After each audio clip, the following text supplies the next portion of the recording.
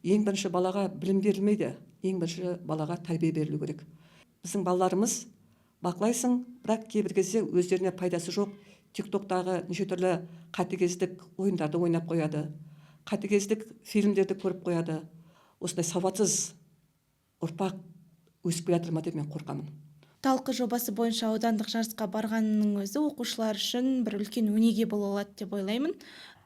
Нағыз ұстаз ол ұлы тұлға. Балаға деген махаббатың болмаған жерде сен ешқандай да мұғалім бола алмайсың.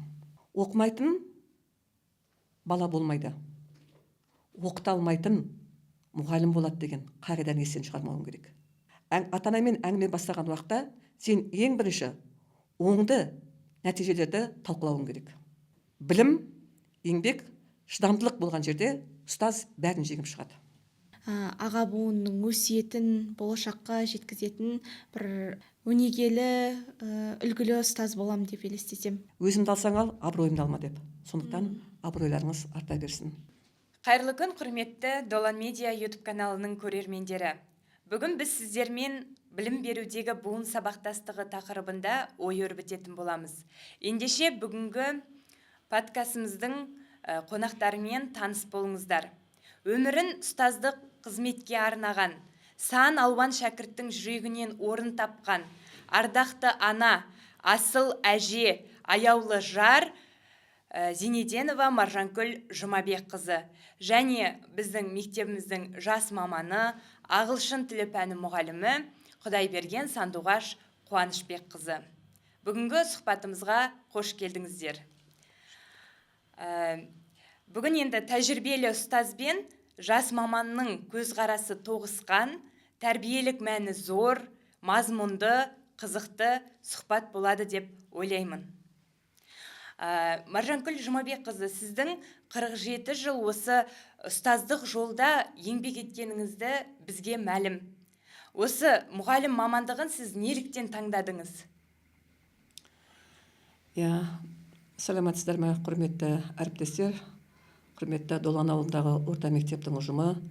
Мені осындай подкастқа шақырып, үлкен құрметпен ұлағатты ұстаз деп сондай құрмет мәртебе көрсетіп жатқандарыңызға Алла разы болсын. Көптен көп рахмет.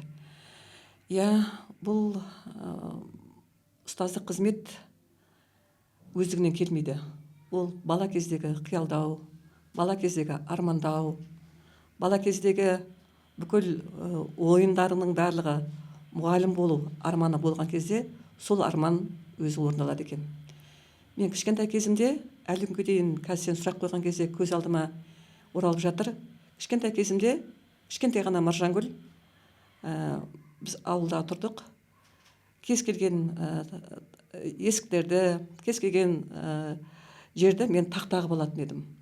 Және сол тақтаға бор қолымда жоқ, топырақтың қаттысы болады ғой. Сол қатты топырақпен жазу жазып, сызу сызып, неше түрлі математикалық есептер шығарып, мен оқушыларға сабақ беретімін. Қазір ойлап қарасам, сонда менің алдында бірде бір оқушы жоқ. Бірақ мен сол кезде отырып, оқушыларға өзім дауыстап сабақ беремін. Сол бала қиял, сол бала кездегі арман өзі сол осы жолға алып келді. Педагогикалық институтты бітірдім, 2 мамандық алдым. Бірінші мамандығым педагог-психолог. Сонымен қатар сол ұстаздық жолымды мен педагогикалық колледжден бастадым. Педагогикалық колледжде педагогика психология пәнінен дәріс бердім. Сонымен қатар көп салалы колледжде, қазіргі бұрынғы училище көп салалы колледжде тәрбие завучы болдым, психолог болдым. Ары қарай жұмысым, қызметім ары қарай жалғасып кетті. Бірақ ешқандай өкінбеймін. Алдымнан талай шәкірт, талай оқушы алдымнан білім алып, өмірге жолдама алды. Мен өзімді бақытты санаймын. Сондықтан ұстаздық қызмет деген ол шыдамдылықты, сабырлықты, өзінің мамандығыңа деген сүйіспеншілік арқылы келетінін мен сол кезде ғана түсіндім. Осындай жағдай. Бала күнгі арманыңыз орындалды деп ойлаймыз, Маржанкүл Жұмабекқызы. Сандуғаш Қуанышбекқызы, ал сіз неліктен осы мамандыққа келуіңізге кім себепкер болды? Неліктен осы мұғалім мамандығын таңдадыңыз? Алдымен қайырлы күн, құрметті Долан Медиа YouTube каналының көрермендері. Бүгінгі подкастқа шақырғандарыңызға көптен көп рахмет. Менің мұғалімдік жолға келуіме бірден бір себепші болған, ол менің әкем болатын. Бала күніміздегі мүмкін ойындардағы жаңағы қабілет қарымымызға қарап, шамамызға қарап, осы мұғалім мамандығын таңдауды әкем ұсынған болатын. Және осы Алматы қаласына жоғары оқу орнына да мұғалімдік мамандыққа әкемнің жетектеуімен келіп түскен болатынмын. Сол қазіргі таңда өзімнің мамандығыма деген үлкен махаббаттың нәтижесінде Долан ауылындағы жайлы мектепте ағылшын тілі пәні мұғалімі болып жұмыс атқарып келемін. Әрине, басында енді жаңағы қазіргі таңда жастардың арасында көп белең алып тұрған мәселе, ол ата-анасының таңдап берген мамандығына риза болмай жатады ғой. Басында менде де іштей қарсылықтар болды. Мүмкін мұғалім болмайтын шығармын, басқа мамандыққа барамын дегендей ойлар болды. Бірақ уақыт өте келе балалармен жұмыс жасау, өзгеге өзім білімді үйрету арқылы өзіме бір шабыт алатынымды көре келе, мен осы ұстаздық жолды нағыз өзімнің жолым, мамандығым екендігіне көзім жетті. Енді бастап жатқан ұстаздық жолыңызға толағай табыстар тілейміз. Мұғалім мамандығы жалпы қиындығы мен қызығы қатар жүретін бір үлкен жауапкершілік деп санаймын. Осы тұста сіз Маржанкүл Жұмабекқызы басшы болғаныңызды да білеміз. Осындай бір қиын сәттерде ұстаздық жолды тастап кету ойыңызда болды ма? Енді ұстаздық жол, жаңа айтып кеттім ғой, ол үлкен сабырлықты, қажырлықты, үлкен еңбекті қажет ететін мамандық. Сондықтан мен сол мамандықты кішкентай кезімнен бастап ой қиялымда болған мамандықты мен ешқандай уақытта тастап кете алмадым. Еңбектендім, іздендім. Сонымен қатар біз білесіздер, кеңес өкіметінің тұсында қызмет атқардық. Сол әлі күнге дейін есімде, біздің заманымызда орыс тілі мамандар көп болатын, орыс тілі мамандықтар көп ашылатын. Сол кезде жаңадан халықтық педагогика ғылымы дүниеге келді. Сол халықтық педагогика ғылымының ары қарай дамуына, халықтық педагогикаға өзіміздің барымызша атсалыстық деп айта аламын. Бағдарламалар құрдық. Сол бағытта түрлі оқушылармен, студенттермен түрлі сабақтар өткіздік. Сондықтан солармен бірге жарыса отырып, намысқа тырысып, бізде қазақтың ұстаздары, бізде ешкімнен кем емеспіз. Біздің де қолымыздан келеді. Біз де абыройлы қызмет атқарамыз деген бір ой болды. Сол ой өзінің жеткізді жақсылығына. Сондықтан ешқандай уақытта мен осы қызметті тастаймын деген ой болған жоқ. Бірақ кейін басшылық қызметке келген кезде басшылық қызмет оңай емес, білесіздер. Түрлі әңгімелер болады, түрлі жағдайлар болады. Сол кезде қалай кетіп қалуға бола ма деген ой туындады. Бірақ ол ойды өзім жеңіп, қайсарлығым әрі намыстың арқасында мен ол қызметті тастамадым. Абыроймен сол қызметті атқарып шықтым. Сондықтан менің айтатыным, әр кезде мына жас мамандарға айтатыным, жаңадан бастап жатқан жас мамандарға айтатыным, әр кезде жұмыстың қиындығына төзіңіздер. Әр жұмыстың өзінің қиындығы бар. Әр жұмыстың өзінің артында өзінің жақсылығы болады, оның нәтижесі болады.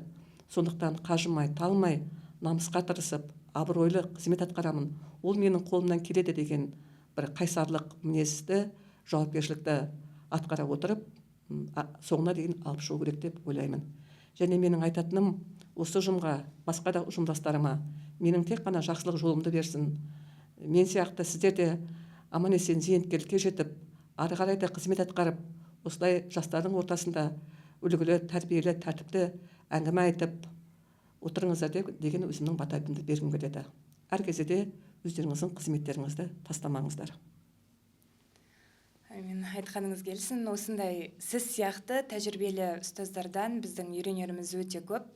Осы тұста жас маман, енді жолын бастаған жас маман ретінде Сандуғаш апай сізге мысалы мектепке жаңадан келген кезде тәлімгер сайланды ғой. Сіз сол тәлімгерлеріңізден қандай нәрсе үйрендіңіз? Әлі нені үйрену үстіндесіз? Жалпы жас маман ретінде өзіме белгілі берілген тәлімгер болды. Ең алғаш мектеп қабырғасына келгенде ол бастауыш сынып мұғалімі Ләйла Бейбітқызы болды. Ол кісінің осы жалпы сабақтың жоспарынан бастап оның сабақтың сапалы жүйелі өтілуіне дейін менің тәжірибеме қосқан үлесі өте зор деп айта аламын. Себебі кәдімгі күнделікті өмірдегі сабақтың жоспарын қалай құрудың өзін апай өзі үйреткен болатын маған, Ләйла Бейбітқызы. Одан кейін жалпы осы аға буын ұстаздардан үйренуіміз керек ең үлкен қасиеттердің бірі сабырлылық деп айта алатын едім. Яғни шыдамдылық десе де болады. Себебі өзімнен бастап көп жастардан байқайтыным, біз сәл қиындық болса сынып кетуге дайын тұрамыз, немесе беріле салуға дайын тұрамыз.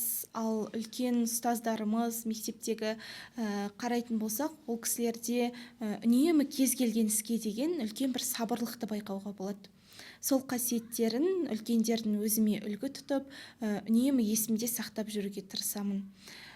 Сонымен қатар жаңағы кішігірім жарыстарға барған кезде де орын алмай қалған кездер, көңіл-күй түсіп қалғандай кейде қайтамыз ғой, немесе болды енді басқа ешқандай жарысқа қатыспаймын деген сияқты ойлар келеді. Бірақ осы алдымыздағы аға буын үлкен ұстаздарға қарап, ол кісілердің өмірінде де жеңіліс болды ғой, қиын сәттер болды ғой деген сияқты ойлар келіп, соларға қарап бойымды қайта тіктеп, әрі қарай өзімнің жолымды жалғастыра беремін. Өте дұрыс айтасыз. Біліп айтқан сөзге құн жетпейді, тауып айтқан сөзге шын жетпейді. Білмесең, білгендерден үйрен, үйренгеннен ештеңен кетпейді дейді. Дәл қазіргі уақытта бізге іздену, білу, үйрену керек деп ойлаймын. Осы тұста жаңағы сіз Маржанкүл Жұмабекқызы дәстүрлі білім беру жүйесін жақсы білесіз, ол буында жұмыс істедіңіз. Осы дәстүрлі білім беру жүйесінің қандай тұстарын қазіргі уақытпен сабақтастыру керек деп ойлайсыз? Өте жақсы. Енді біз дәстүрлі білім беру жүйесі заманда өмір сүрдік, қызмет атқардық. Біздің қолымызда заманауи құрылғылар болған жоқ, интернет деген болған жоқ. Біз бір ғана бормен оқушыларға сабақ түсіндіріп, сабақ өткізетінбіз. Қолымызға оқушылардың әр оқушымен жеке жұмыстар жүргіземіз, топпен жүргіземіз.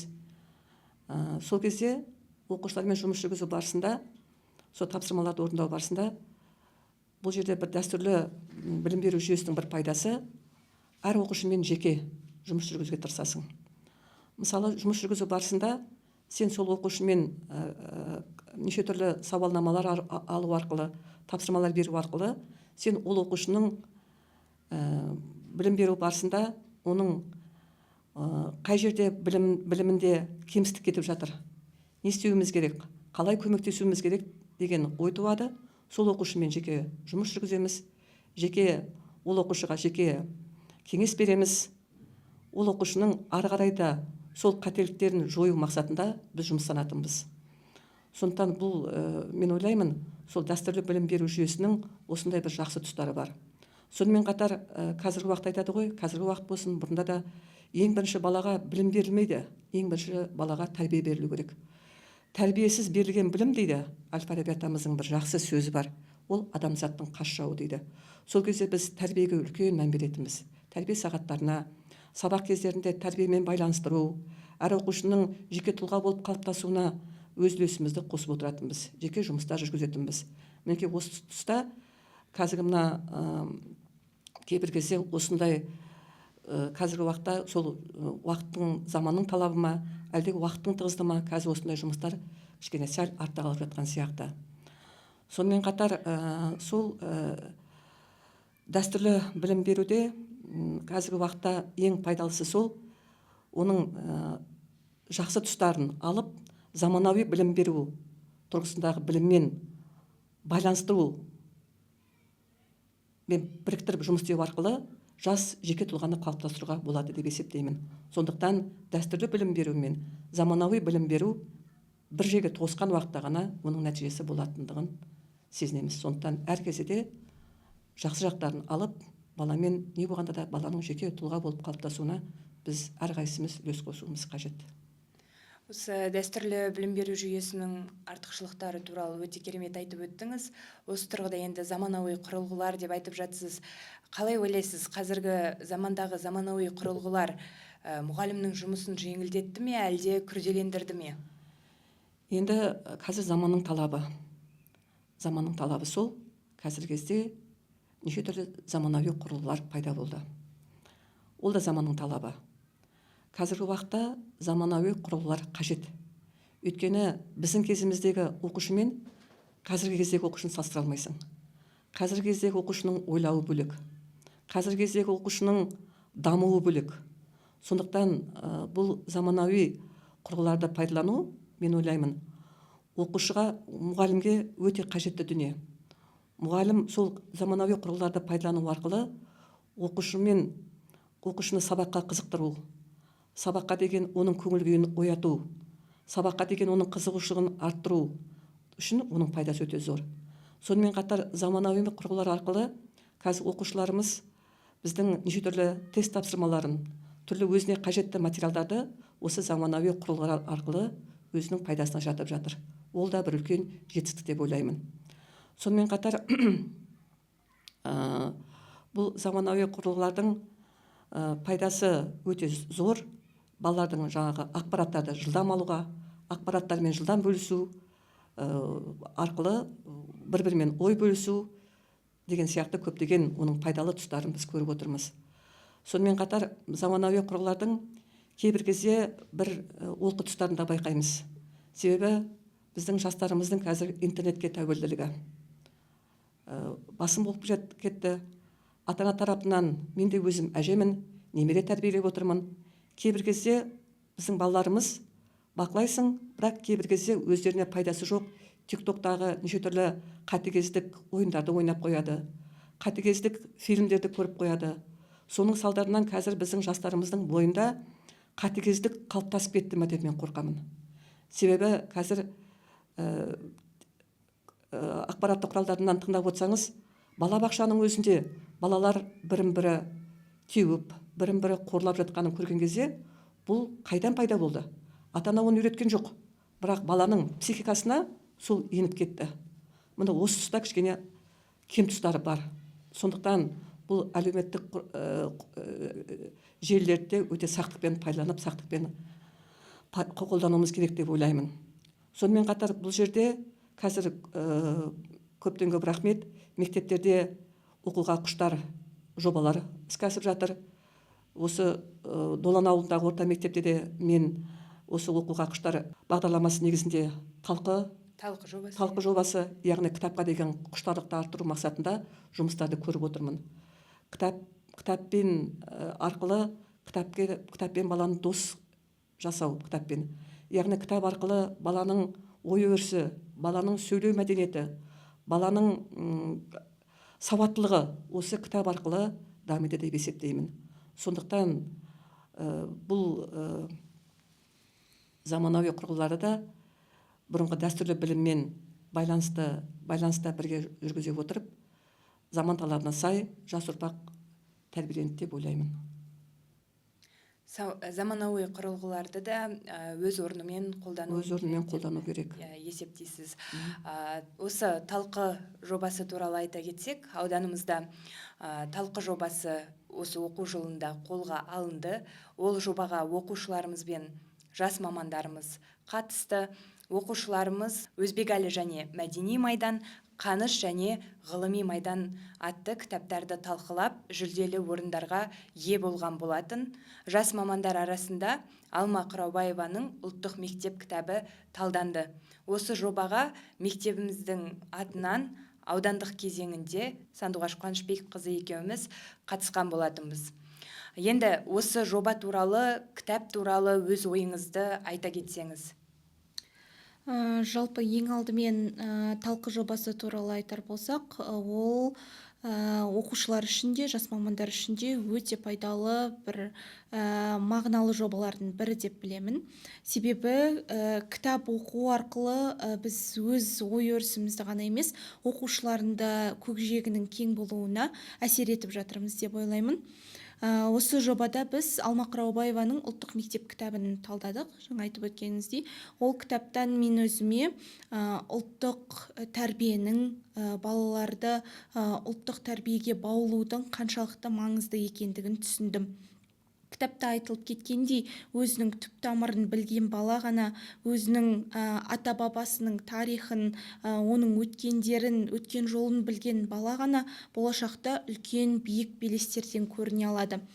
Жаңағы Алма Қыраубаеваның өзі негізін қалаған мектепте Қазыбек бидің "біз қазақ қой баққан елміз" деген сөзі ілініп тұрады делінген. Яғни ол қазақтың түбі қайдан шыққан екендігінің, оның ата-бабасының кім екендігін болашақ ұрпақ ұмытпау үшін жасалынған бір дүние болатын. Осы өзіме қатты әсер етті. Содан кейін жалпы тәрбие сағаттарында болсын, сыныппен жүргізілген әрбір жұмыста осы ұлттық мәдениетімізді, ұлттық тәрбиемізді кеңінен қолдануға тырысып келемін.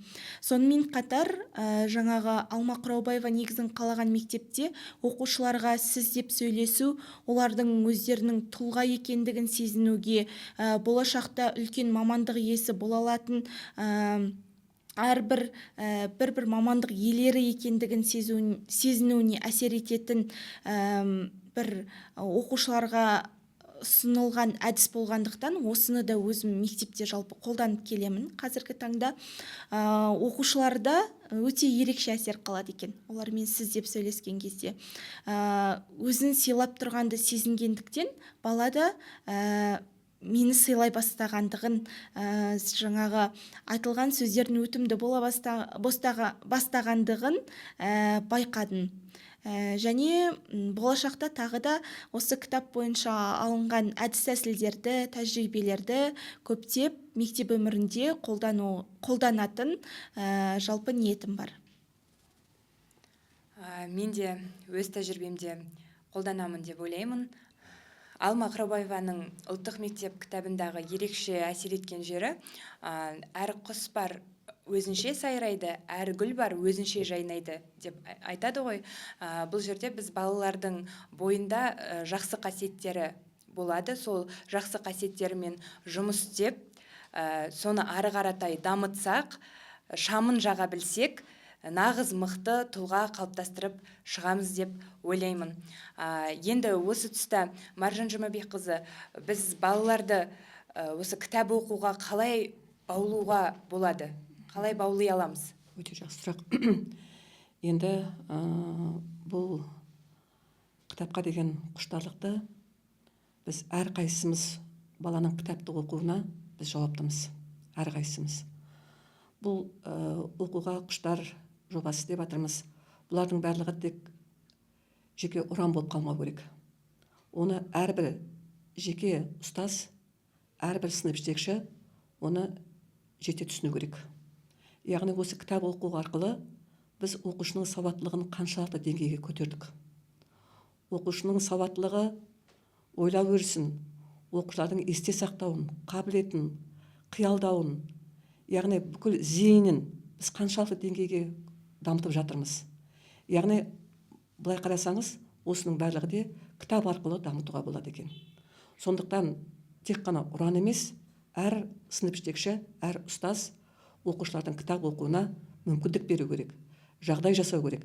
Және сонымен қатар бұл жұмыстың түрін, әдісін, тәсілдерін түрлендіруіміз керек. Оны тек қана оқушыға кітап оқы деп айтсаң, ол бала оқымайды. Яғни түрлі әдіс тәсілдер бар. Түрлі пікірталасты ұйымдастыру керек. Түрлі конференциялар, түрлі пікірсайыстар, бір кітапты оқып, сол кітаптың төңірегінде балалар өздерінің ойларын айтса, сол кітап арқылы балалар өздерінің ойларын, пікірлерін қағаз бетіне түсірсе, мінекей сол кезде ғана жұмыстың нәтижесі болады деп ойлаймын. Енді қазір барлық оқушыға мен жамандап айтпай ақ қояйын, біздің де мықты шәкірттеріміз бар, мықты жүлделі республика көлемінен орын алып келіп жатқан оқушыларымыз бар. Бірақ сонда да әлі күнге дейін кейбір оқушыларымыздың сауатсыздығын көргенде мен жаным ауырады. Өйткені мен кейбір WhatsApp-тарды оқимын, оққан кезде WhatsApp-та оқушылар өздерінің ойын жеткізе алмайды. Сөйлемнің не басы жоқ, не ортасы жоқ, не аяғы жоқ, толған қате. Анау кәдімгі қазақ тілінде оқымаған, басқа бір шет тілінде оққан шетелдің маманы бұдан да мықты жазуы мүмкін. Сондықтан біз осындай сауатсыз ұрпақ өсіп келе жатыр ма деп мен қорқамын. Сондықтан осындай жұмыстарды түрлендіру арқылы әрбір ұстаз осы бағытта жұмыс жүргізсе, біздің мықты сауатты шәкірттеріміз ары қарай да қалыптасады деп ойлаймын. Өйткені біз қазақпыз. Қазақ тілінде тек қана қазақ қана сөйлейді. Қазақ тілінің грамматикасын тек қана қазақ реттейді. Оны басқа ұлт келіп оны реттемейді, дұрыстамайды. Сондықтан осы жұмысқа біз әрқайсымыз әже ретінде, ата ретінде, ұстаз ретінде әрқайсымыз атсалысуымыз керек. Сол кезде ғана ол сол жұмыстың нәтижесі болады. Мен де өзімнің немерем орыс сыныбында оқиды. Бір батырлардың кітабы бар. Сол кітаптардың жаңағы күніне бір бетін оқы, бір жарым бетін оқы. Әже, ананы оқыдым, мынаны оқыдым деп кейде маған келіп тапсырма беремін, оқы деп мүмкіндік беремін, талап қоямын. Мінекей осындай талапты күшейтуіміз керек сияқты. Өте дұрыс айтасыз. Мен осы Долан ауылындағы жайлы мектептің тек қана қазақ тілі мен қазақ әдебиеті пәні мұғалімі емес, сонымен қатар кітапханашысымын. Осы кітап оқу жобасы бойынша, талқы жобасының негізінде оқыда ойла деген жобаны бастауыш сыныптар арасында қолға алған болатынбыз. Осы айда нәтижесіне жеттік. 3 айда балалар 3 түрлі кітап оқыды. Ең алдымен әжемнің ертегілерін талдадық бірге оқушылармен. Одан кейін бір ай алтын сариннің Кел балалар оқылық деген кітабынан өнегеге толы тәлім тәрбиелік мәні бар әңгімелерін талдадық. Бердібек Соқпақбаевтың балалық шаққа саяхат кітабын оқып, оқушылар өзара жаңағы талдап, тест тапсырып, соның нәтижесінде ауызша билеттерге жауап беріп, жеңіске жетті. Жеңіске жеткен оқушыларды біз ары қаратайда жазғы демалыстарын жаңағы өнімді өткізсін деп кітаптар сыйға тартқан болатынбыз. Бұл жерде біз сынып жетекшілерімен, ата-аналарымен бірлесе отырып осы жұмысты атқардық. Сандуғаш Қуанышбекқызы, осы сіз де сынып жетекшісіз. Сынып жетекші ретінде осы кітап оқуды сыныбыңызға қалай енгізіп жатсыз? Сол туралы айта кетсеңіз. Жалпы бала айтқанды емес, көрген істейді дейді ғой. Соны басты назарға ала отырып, ең алдымен өзімнен бастап жатырмын. Негізі ертеден өзім кітап оқуды өте жақсы көретінмін, бірақ қазір енді соны көбіне барынша оқушылармен бірге жасауға тырысып келемін. Оқушылардың оқыған кітаптарын бірге оқуға тырысамыз. Жаңағы сабақтардан бос уақыттар болып қалса, кітапты талқылауға оқушыларға мүмкіндік беріп, сол кабинетте кішігірім өзімізге оқырмандар клубы сияқты сыныптың соны жасауға тырысып келеміз қазіргі таңда. Және де осы талқы жобасы бойынша аудандық жарысқа барғанның өзі оқушылар үшін бір үлкен өнеге бола алады деп ойлаймын. Болашақта олар да осы апайымыз секілді бізде кітап жобасы бойынша жарысқа барсақ деген ойлар пайда болады деп ойлаймын. Және де оқушыларға тәрбие сағаттарында болсын, немесе сұрақ қойған кезде кітаптың мына тұсын оқыдыңдар ма, осындай ой болған еді ғой, осындай қызықты оқиға айтты деген секілді кітап оқуды үнемі естеріне түсіріп отыруға тырысамын.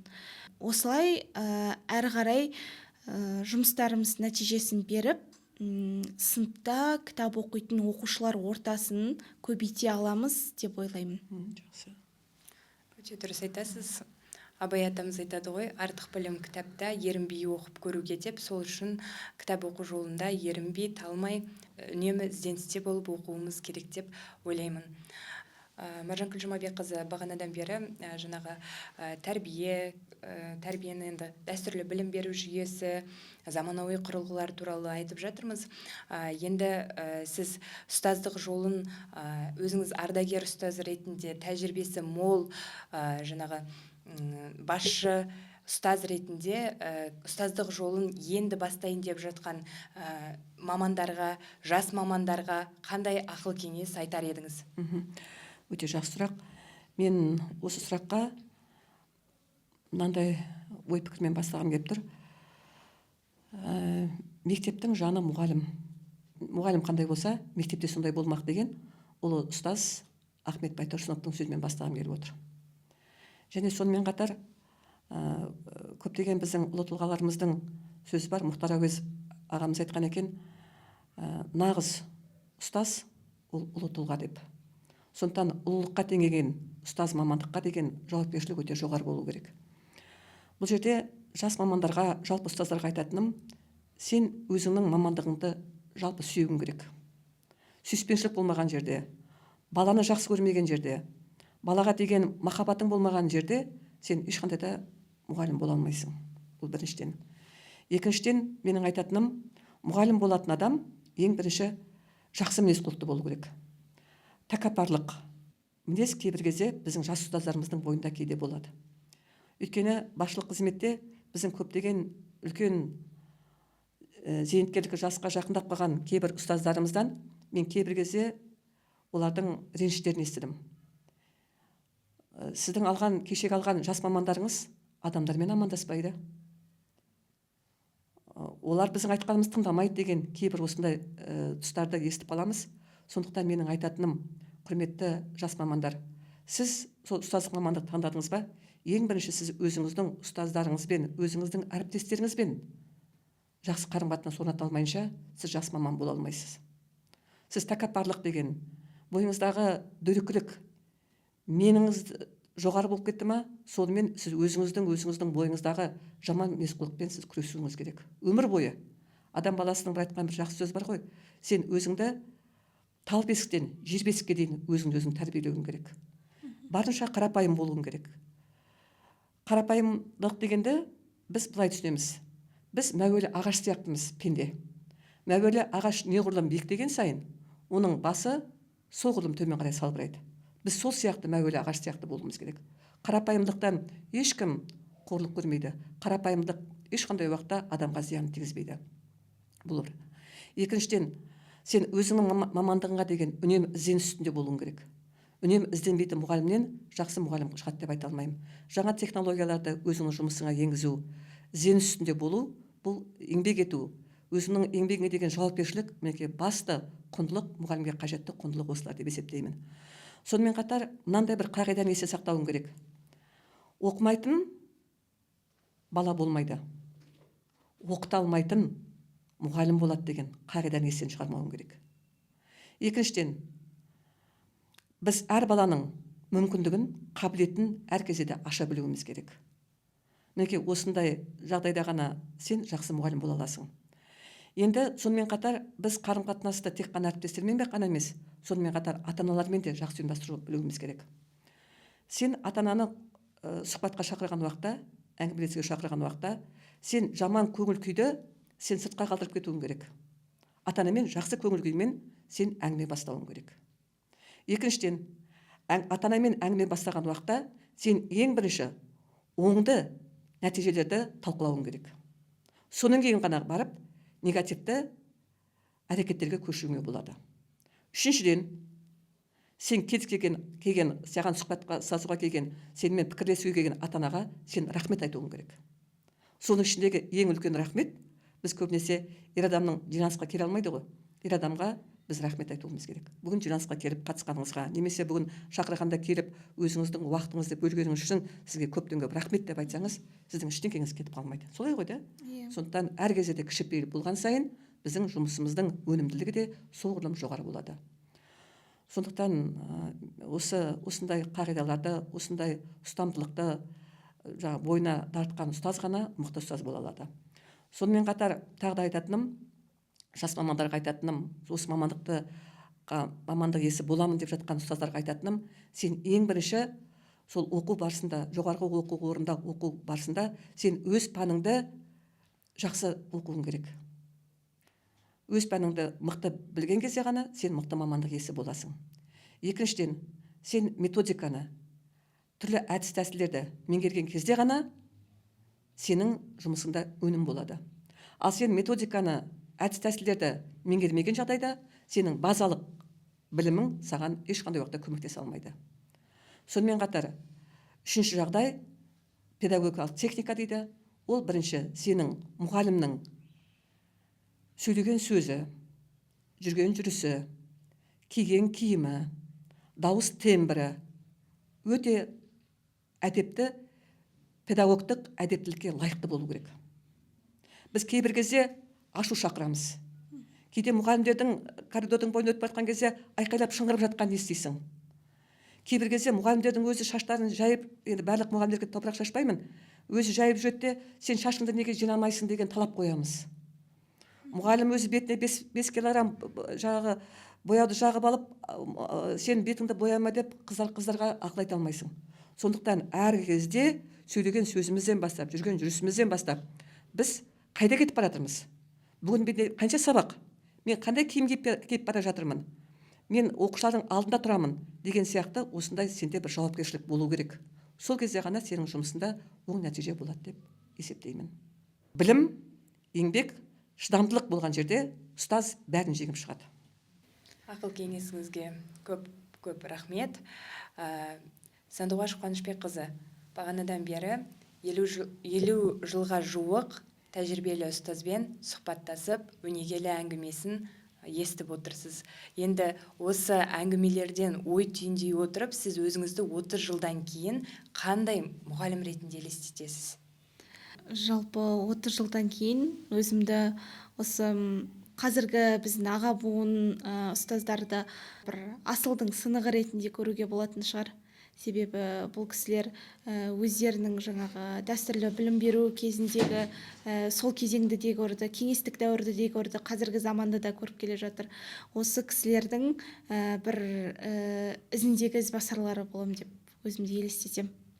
Осы апайлардың сөздерін, аға буынның өсиетін болашаққа жеткізетін бір өнегелі, үлгілі ұстаз боламын деп елестетем.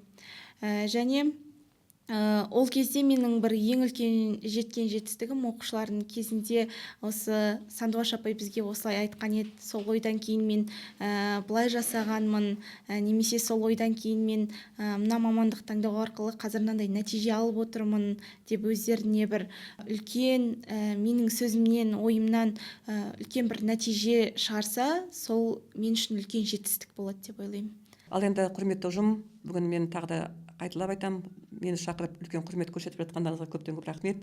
Ақыл кеңес сұрап жатқандарыңызға көптен көп рахмет. Алла разы болсын. Сіздерге айтатыным, ұжымдарыңызда тек қана шығармашылық табыстар тілеймін. Керемет мықты заманауи білім алған шәкірттер тәрбиелей беріңіздер. Жүлделі орындарға оқушыларыңыз ие бола берсін. Мынандай бір жақсы сөз бар қазақта, жалпы. Ең бірінші еңбектеріңе тек қана абырой тілеймін. Абыройлы қызмет болған жерде барлығы болады. Және бір қазақта бір жақсы мақалма, жақсы бір сөз бар. Өзімді алсаң ал, абыройымды алма деп. Сондықтан абыройларыңыз арта берсін. Көптен көп рахмет. Алла бәріңізге разы болсын. Маржанкүл Жұмабекқызы, сіздің ұстаздық жолыңыз бізге үлгі. Бүгінгі өнегелі әңгімеңіз үшін сізге көп рахметімізді айтамыз. Құрметті көрермендер, осымен біздің бүгінгі подкастымыз өз мәресіне жетті. Келесі кездескенше. Рахмет.